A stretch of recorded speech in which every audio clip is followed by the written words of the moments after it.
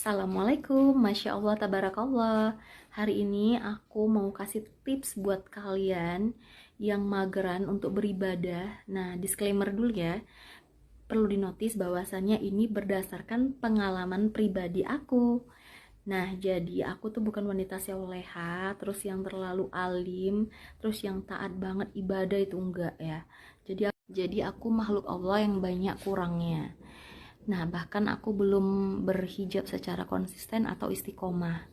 Tetapi yang perlu kalian ingat bahwa surga dan neraka kalian itu hanya Allah Subhanahu wa taala yang dapat menentukannya, bukan manusia. Jadi kalau ada teman-teman atau siapapun yang mengatakan seperti ini, Allah sok-sok sholat, sok-sok baca Quran, padahal nggak berhijab ya setiap harinya, buka aurat juga, banyak juga ya dosanya mengalir terus gitu ya kan, misalkan nih, ya kan. Jadi perkataan seperti itu nggak perlu dijawab, senyumin aja. Nah kalau misalkan kalian udah gerem banget, bilang aja, yang menentukan surga kita atau neraka kita tuh hanya Allah Subhanahu wa taala. Sealim-alimnya kita menggunakan hijab atau kita sholat 5 waktu, membaca Quran, tapi kalau Allah tidak ridho dengan apa yang kita lakukan, mau bilang apa? So kita nggak pernah tahu level ibadah kita tuh di tingkat yang mana. Biarlah Allah sebagai penentu satu-satunya. Walaupun berdasarkan pengalaman pribadi aku, belum ada yang pernah mengejulitin berkata seperti itu kepada aku. Tapi ini seandainya ada yang berkata seperti itu, ya kan. Namun kalian juga gak boleh ngebandel. Ketika ada yang menasihati kalian dalam kebaikan, dia mengajak untuk lebih mendalami agama, tetapi dengan cara yang diridhoi Allah, itu nggak ada salahnya kalian dengarkan dan kalian filter di pikiran kalian, di hati kalian, bener nggak sih yang diajarkannya itu seperti ini, bener nggak sih dia itu orang yang bener-bener mengajarkan kita dalam kebaikan. Itu boleh kalian terima nasihatnya. Karena orang yang menasehati dengan menunjukkan kesombongannya atau ria, dia bahwasannya alim atau apa, itu akan beda dengan orang yang menasehati dengan benar-benar tulus, mengajak tulus seseorang untuk menjadi taat, untuk beribadah kepada Allah Subhanahu wa taala.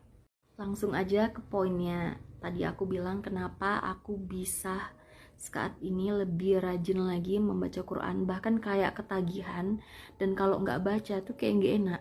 Aku nggak tahu kenapa, padahal aku bukan yang orang yang alim dan soleha banget. Jadi tipsnya itu, saat kalian membaca Al-Quran, ya, belakang aku ada Al-Quran ini 2 macam, berbeda-beda Al-Qurannya. Yang satu dengan terjemahan aja, ini dia. Yang satu lagi, nah Masya Allah, ini ada 2 jenis Al-Quran yang aku punya. Yang pertama ini Quran dengan terjemahannya saja, dan yang satu lagi Quran dengan terjemahan dan juga tanda baca seperti ini. Nah, jadi selain terjemahan di sampingnya juga ada tanda baca. Ini seperti idgham bilaguna, terus ada penjelasan qalqalah atau dengan tanda baca seperti ini. Ya, cara membacanya. Jadi kita akan lebih fasih untuk belajar membaca Al-Qur'annya. Nah, buat kalian mungkin yang udah lancar membaca Al-Quran namun masih malas membaca Al-Quran, aku kasih tipsnya. Jadi ketika kalian membaca Al-Quran seperti ini, membaca Al-Quran, kalian baca dulu bahasa Arabnya, ini pastikan. Dari misalkan nih halaman ini kalian udah selesai sampai bawah ya, atau sampai ain gitu ya. Terus kalian lihat ini, misalkan ini di sebelah sini ada di ayat ke-22. Kalian lihat translate-nya apa, terjemahannya apa.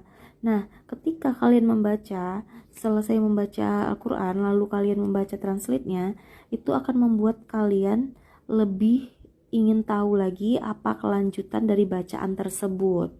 Buat kalian yang butuh pendamping, guru ngaji, atau orang yang lebih mengetahui dengan cara membaca yang baik, itu lebih bagus. Jadi tipsnya berdasarkan pengalaman aku pribadi. Setelah aku membaca Al-Quran, lalu aku membaca terjemahannya. Nah, dari terjemahannya itu yang membuat aku jadinya penasaran apa kelanjutan dari bacaan Quran tersebut. Jadi makanya aku selalu rasa pingin tahunya, besok aku harus baca lagi, nanti aku baca lagi gitu. Jadi pingin tahu kelanjutannya apa gitu kan. Setelah kita membaca bahasa Arab, lalu kita membaca bahasa Indonesianya. Jadi kita lebih paham dan lebih tahu dan bisa menerapkan di kehidupan kita sehari-hari. Masya Allah kalau bisa dilakukan ya. Nah, jadi kadang males kan kalau mau mulainya gitu ya. Biasakan selesai habis sholat langsung dekatkan Al-Quran seperti ini. Jadi di sebelah kita sholat itu ada meja seperti ini, kita sediakan Al-Quran. Jadi gitu kita lihat Al-Quran, kita nggak males langsung ambil gitu ya. Jadi siap sholat kita langsung membaca.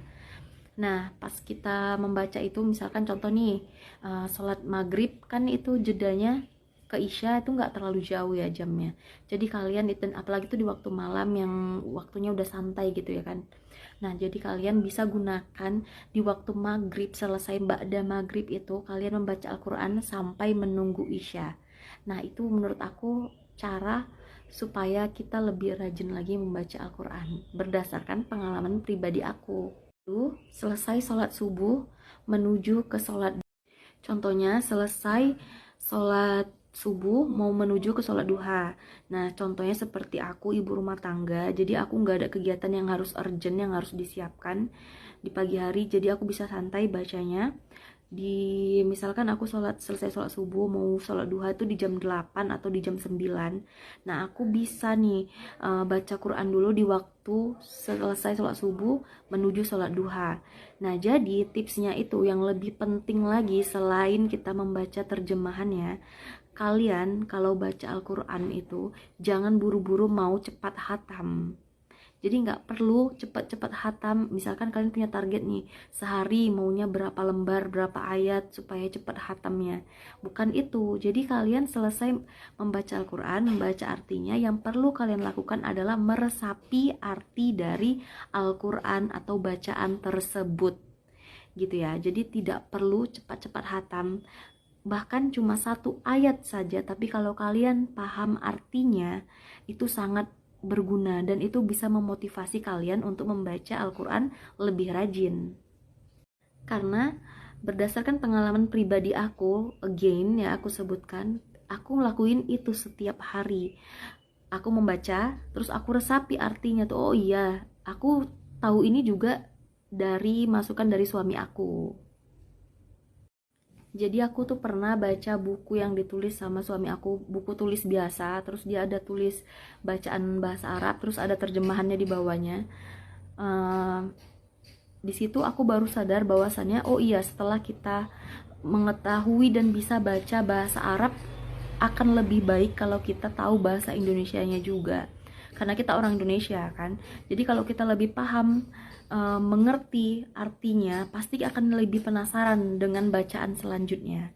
Contoh nih, kalau ada yang menjelaskan ke kalian tentang nasihat atau tentang kebaikan, tentang apapun itu, tentang pelajaran, tentang ilmu, dia menjelaskannya dengan bahasa yang kalian tidak mengerti, otomatis kalian juga bakalan bingung kan. Otomatis kalian juga jadinya kayak males ya, aku juga nggak tahu artinya gitu kan.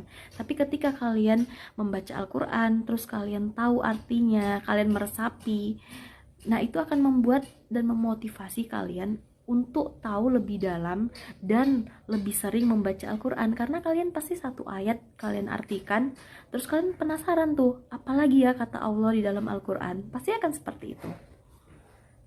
Bahkan kalau kalian mau tahu bacaan sholat kita artikan ke dalam bahasa Indonesia, wah itu artinya luar biasa sekali. Pasti kalian akan lebih rajin sholat karena tahu artinya. Jadi jangan buru-buru membaca Al-Quran untuk cepat. Nah, jadi kalau kita bukan orang yang terlalu rajin ya membaca Al-Quran, nah itu tadi adalah tips yang aku kasih, semoga bisa membantu kalian biar bisa lebih rajin lagi membaca Al-Qurannya. Nah, yang penting yang perlu kalian garis bawahi bahwasannya membaca Al-Quran itu tidak perlu terburu-buru untuk cepat khatam. Tidak perlu cepat-cepat membaca supaya kelihatan, oh aku udah juz ini, terus aku udah hatam berapa kali gitu ya. Itu nggak perlu menurut aku. Aku pribadi sih lebih membaca Al-Quran tuh lebih bagus dimaknai. Jadi setelah kita membaca Al-Quran, kita baca artinya, terus kita memaknai, oh iya, kita meresapi gitu loh.